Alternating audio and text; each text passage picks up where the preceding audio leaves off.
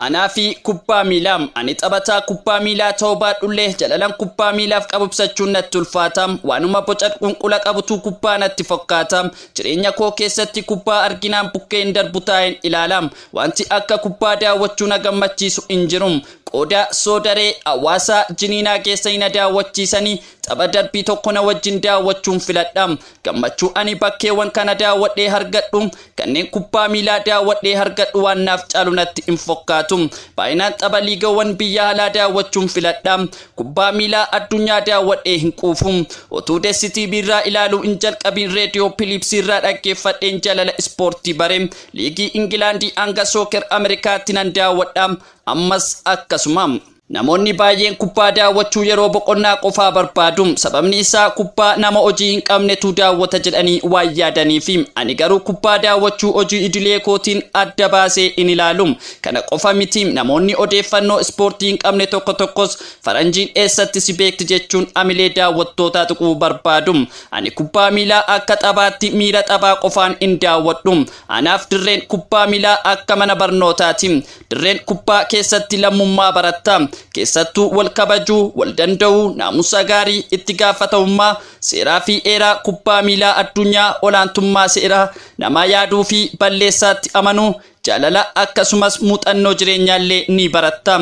Fakkeenyaaf Cristiano Ronaldoon daandii qulqulleessaa ture, Neymar Junior da Silvaan halluu dibduu ture, Lionel Andres Messiin immoo addunyaa kanarratti waan tunduuni darba garuu waan tunduun dagatamuun kanaafuu fuula kee dura irraa abdii kutachuu keetiin dura amma irraa maal akka obsaan dabarsite al tokko dhaabbadhuuti itti yaadi. Sababni isaas namoota si tuffatan waliin ooltee sammuu kee jeequu dhiisiti namoota ilaalcha gaarii siif qaban waliin guyyaa kee dabarsi. Dirreetti injifatamte keessatti lubbuun jiraachaafuu kee caalaa dirreetti injifatte keessatti duutee awwaalamuu keessi wayyam. Kanaafiyyuu meeshaa ammayyaa caalaa sammuu injifannoo qabaadhu gara dirreetti seeni. Sababni isaas tulluun of hin beekee si duraa kufu hin jiru. Akkasumas tulluun ati dhiibdee si duraa kufuu didus hin jiru. Akkamittiin bara ba'u jennaan moofaa ofii hodhatanii doofaa ofii gorfatanii bara ba'u jedheem jiraachuuf dhalannee garuu jiraachuu dadhabneem. Sababni isaas namni nam miidhame malee sin miidhe jedhu hin jiru.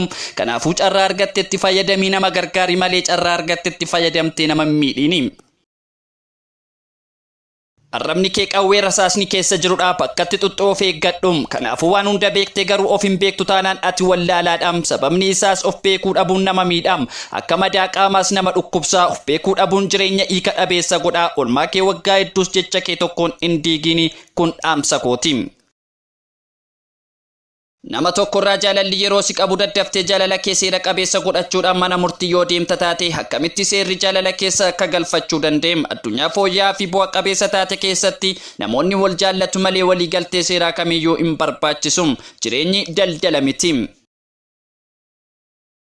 Of jechuu waan tuutaa'ee geellafan goo jedhuun namoonni mul'ata qaban waan haaraa hojjetu namoonni mul'ata mataa isaanii hin qabne immoo mul'ata nama biroo jiraatu. Kanaafiyyuu maqaa keetiin osoo hin taane mataa keetiin booni malee addunyaa oolee bulee jijjiiramuuf ija kee namarra hin godhatini.